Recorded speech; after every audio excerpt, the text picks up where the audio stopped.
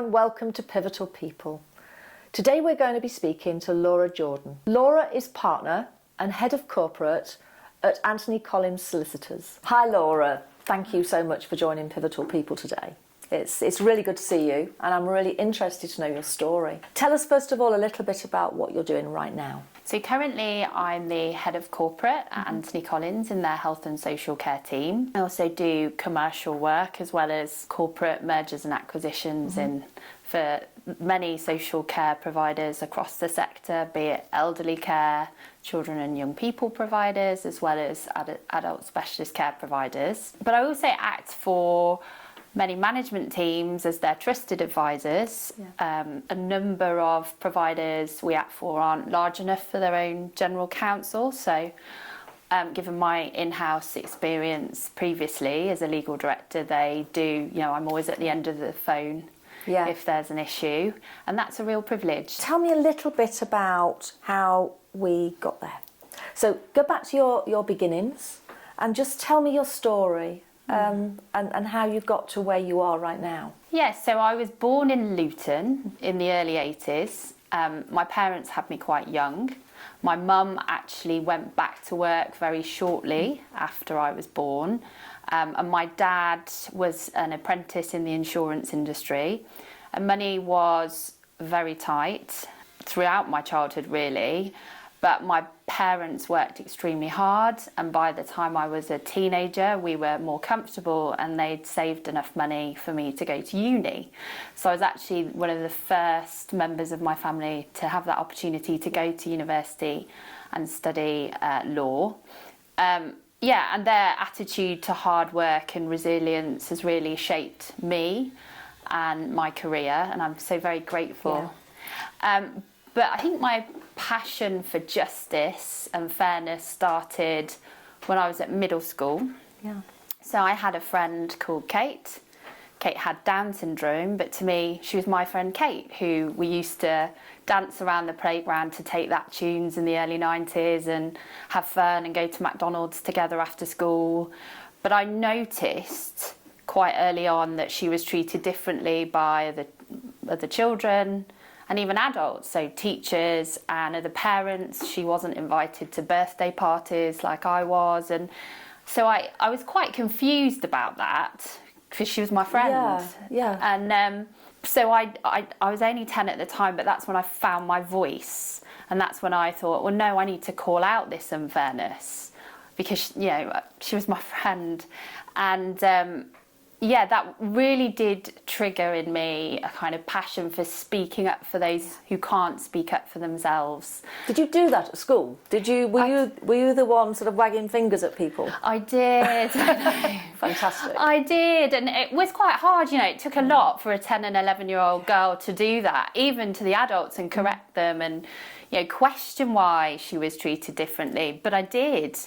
And I think then I thought, I've got a voice here and I can speak up for her. And that's really where my interest in law and justice and passion for justice started. So I then, as I said, I went to university, studied a law degree, and then qualified 16 years ago. And I've been working in the sector for 16 years as an advisor, both in practice and in-house as a legal director at Voyage Care. In the early part of my career, I did a lot of M&A in social care, either acting for providers or for investors into the sector. And then in 2015, I had two under two. So 2 babies under 2 years old. One of them wasn't sleeping, still not a great sleeper. So I thought, well, it was time for a change, and Voyage Care's office was only 5 minutes up the road from where I lived, so it's quite convenient for the children. And the commercial director at the time got in contact and said, we've got a growth strategy, would you like to come and help with M&A in-house? I know you've done a number of transactions, and I know you've got social care expertise, would you like to come across to Voyage and help with the growth strategy and commercial work? So I was only meant to be doing 3 days a week because I still I had very small children at the time, but I ended up quite quickly doing 4 days a week and then slowly moving up to 5, and it was a brilliant varied role where I wasn't just doing M&A and commercial work. I was also doing regulatory work, employment work, property. It's a people business, and no day in house was the same. And actually getting involved with the service users and as well, I suppose, and actually be hands-on almost. Actually being there in the service. Yeah, I regularly went out to services because I thought, it's really important to understand the impact of your advice as an advisor and actually go out and meet the people who your advice impacts and meet the carers. And I actually did a week in 2018 as a carer. Did you? Yeah. Oh, wow. Yeah, I did. It was brilliant, actually. I was in a service of all young gentlemen who were very active out in the community. So we had lots of community activities. And then one of the young lads that lived in that service, who I got to know, actually ended up working in my legal team. Oh, that's amazing. We taught him to type, and he helped with our subject access requests because I had the cool job of doing data protection work as well. And that is probably one of the best things I've ever done in my career, is seeing him flourish. Yeah, and probably why you are so good at what you do now, because you've actually got that. You've got that understanding of what you do affects and how it affects people. Yeah. Right. Yeah, and watching him, go from being very nervous on his first day to being very confident in an office environment, and that was a privilege. But also, one of the carers at the same service became my contract manager, and she was. So I was the first lawyer at Voyage, and by the time I left, there was a team of 7 of us. One of which was a person we support, and one of which was a former carer. So it was a really great, diverse team that enjoyed serving not just the organisation but the carers and the people we support. What an amazing job. Yeah, it was very special. So what made you move on from that? Because it sounds like the perfect job for you. It was, and I loved it. I think, firstly, I was at Voyage Care during COVID, which was, as we know, for all providers, a really tough time. I think for me, it brought to the fore healthcare inequalities. I had spent and challenged many DNA CPRs. I also had to, had cases where I had to challenge organisations that didn't recognise our carers as key workers.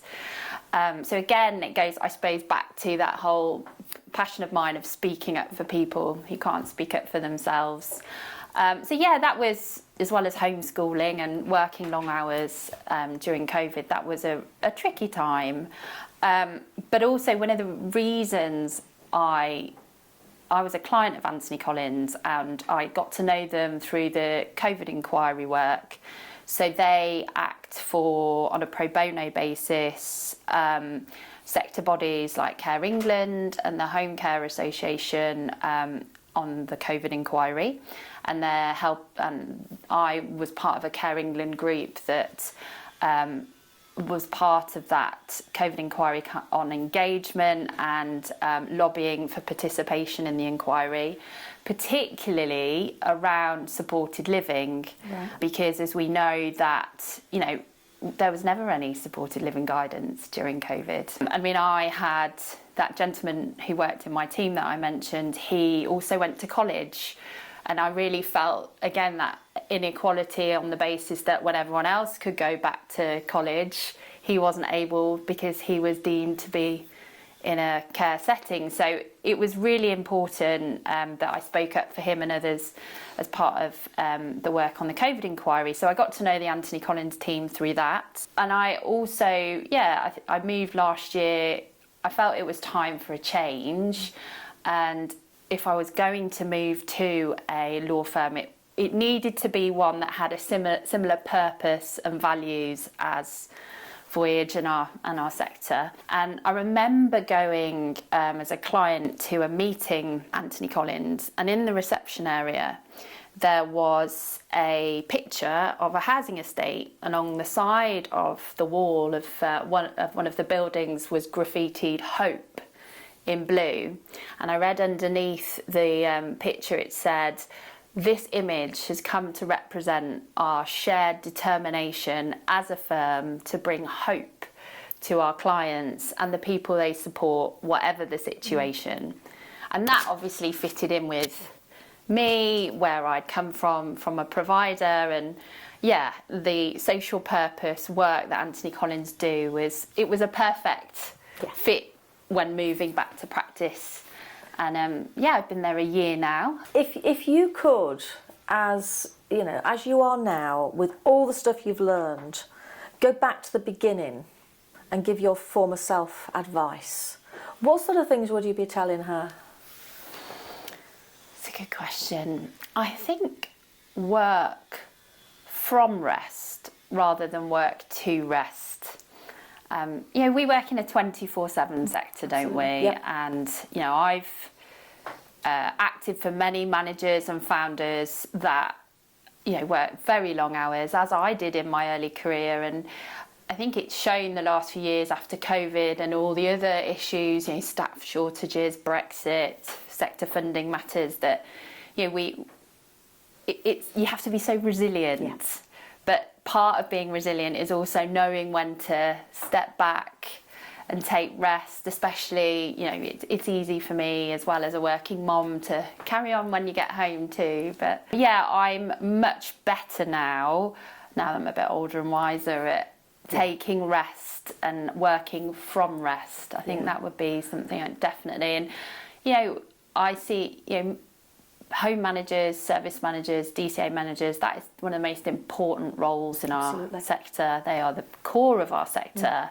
And I've seen many of them work, as I said, very long hours. So it's important we encourage them to take rest so they can get a clear head given all the challenges that we face at the moment.